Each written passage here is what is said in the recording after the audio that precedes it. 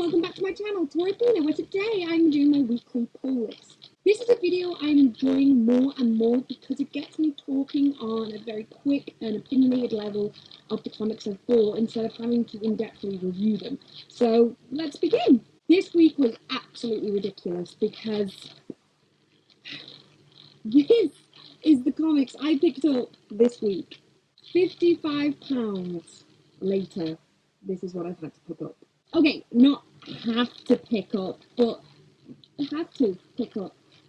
So the first one I picked up was Big Trouble in Little China with Escape from New York, issue 1. I got this more because I just know so many friends, especially my artist friend Alan, who would probably just go crazy for this comic, so I had to get it. The second one is Betty Boop because in at least the time I've been doing comics, I have not seen Betty Boop on a comic, and I love her, so I am happy to see this. But also, is it just me, or does this cover remind you of the Joker and Harley Quinn, the formal attire image? It does for me. The second one is Assassin's Creed Locust. This is a cover dollar price of $3.99. Realised I just didn't do that with the other two, but sorry. I'm not really into video game comics, although I really did enjoy Demon's Souls, so we'll see. The next one I'm not massively looking forward to is Homies. I'm not looking forward to this one because it kind of reminds me of, oh no, I can't remember what it's called. It's on DJ Hop. I think it was DJ Hop. And it was like a history of music. I just couldn't get into it. It was like loads of people raved about this comic. They loved it, but because I'm not really into comics, massively into comics, because I'm not into music that much, I just couldn't get into it, and I don't know why, but this has the very similar feel to it, but I could definitely be wrong, and I hope I am. This is by Dynamite Comics and has the cover dollar price of $3.99 too. I picked up a heckload of Marvel issue 1s. I'm just going to quickly run through these because I pick up Marvel more just because I want to have Marvel in my collection, but it's very rare that I read/review it because usually it's very hard to know what's going on because I don't read all the main stories, but some of these do look like mini-series, so I probably will read them.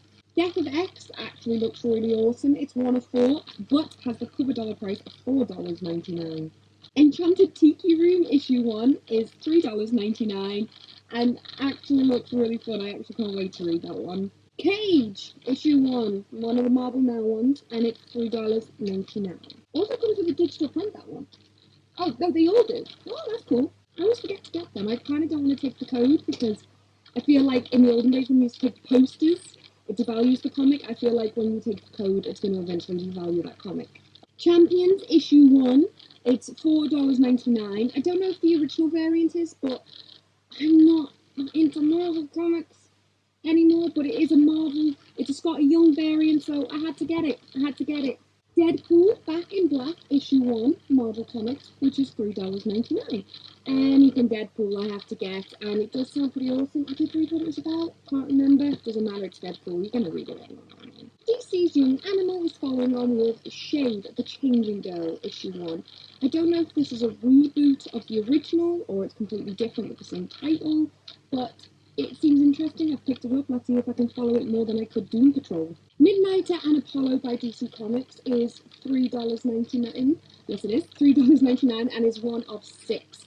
Holly, who I do the Gamma Dames podcast, has already read this. She got super excited because there's some guy-on-guy action in it, and that seems to be her jam. So I can't wait to read that. And I've been on fire today. I've already read a whole bunch of comics, so after this video I'm going to film all the reviews. So everything I call out now, issue 1-wise, you know there's going to be a review of it. This one is Moonshine by Image Comics. This is $2.99. Bargain! That's $2.99. And it's pretty damn awesome. It's set in the 20s. It's about the Prohibition and how this gangster from New York has been sent by his boss to go and talk to some what he thinks are hillbilly hips moonshiners to do a deal because they want to sell their whiskey. And it turns out that these guys aren't so dumb as he thinks, and it's a very gangster meets horror with a supernatural element. I just think it seems amazing. I've fallen in love with it. I've subscribed. It looks awesome. Hannibal is also by Image Comics, and that's $3.99. That is about after, in the 90s, there was some sort of epidemic, and the cure made people crave human flesh. I don't know if that was a fictional history thing or that was actually real. I will research that when I do the review, but that's what the comic's based on. It's about this epidemic that breaks out where people are craving human flesh. Oh my goodness, genuinely, Moonshine and Cannibal are fighting for my pick of the week. I can't decide which one. I've subscribed to both.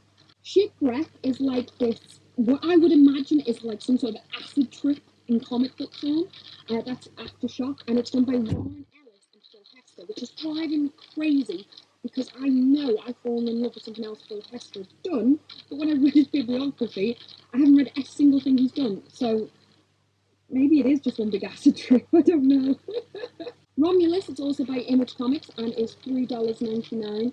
This is awesome. This is about some assassin girl in some secret society through the dawn of time. They are the people that have pretty much made history what it is, and it's all women, all ninja assassins, and then the government don't want these women to be the assassins anymore because they have morals to a point. You know, they have been trained since birth, but they have learned a way how to make these soldiers, super soldiers that don't think and will do anything they say. So they use these to hunt down these women assassins until there's only one left.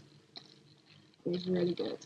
I couldn't stop laughing at the fact this is called Trigger Man. I was making jokes about how this is the superhero that goes fighting all the social justice warriors of the world.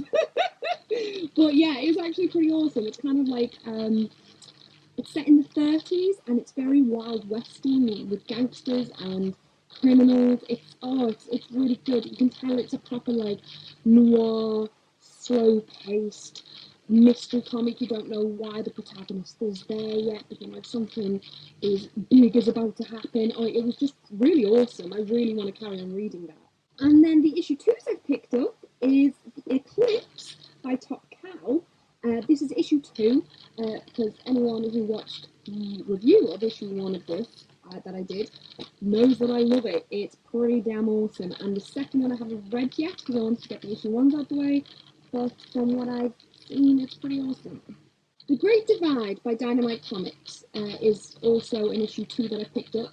You will, once again, if you saw the review of me doing issue 1, you will know that I love this. This is an apocalyptic town. If you touch anyone, you'll like just die a horrible and gross, painful death. Weirdly, these are both about horrible, painful deaths. What is wrong with me? But yeah, they're both awesome. I both really enjoyed them. I also think the Irish ones came out in the same week. But yeah, so I picked up them too, and I can't wait to read them and see what they're like. Well, thank you for watching this super, super long pull list. There's so many comics there. I'll be surprised if you haven't picked up at least one yourself. Let me know. Did you pick up The Great Divide issue 1 and Eclipse issue 1? Did you pick up issue 2? Did you like it that much? Comment below. Let me know. Let's get talking about comics because that's why I do these videos. Thank you for watching, and if you haven't already, please subscribe because I do comic book videos every single day. Bye!